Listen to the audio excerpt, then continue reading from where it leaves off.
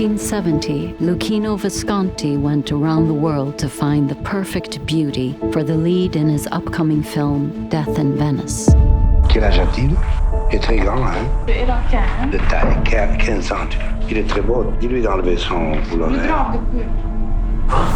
Det kändes som svärmar av fladdermöss omkring en. Det var en levande mardröm. Det var som en liten maskot kanske, att det var lite fint att vistas med dig. Du är ett sexobjekt, du är högvilt. His fame takes him all the way to Japan, where he becomes one of the first teenage idols as a Western pop star. Jag dök ner i depression och alkohol.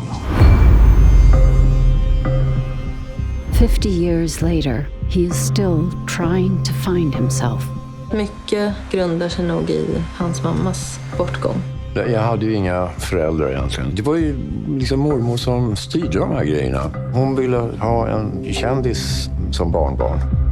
När du har förlorat tillräckligt, det på något sätt gör det livet på sitt speciella vis lättare att leva. Din minsta lilla jävla grej så går du i taket och ställer till med grejer. Och du ska gå eller du ska kasta ut mig eller vad fan. Okej, jag missade det. Jag förlorade det. Okej. Du är ett svin, Björn. Jag förlorar så mycket annat. Du är ingen enkel människa, Björn.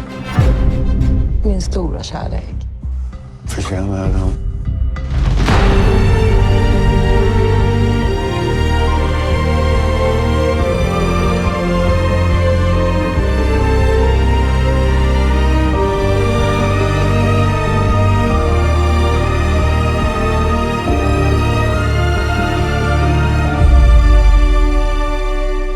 Absolutely, beauty exists. And like you know, to put the eyes on the beauty is to put the eyes on the dead.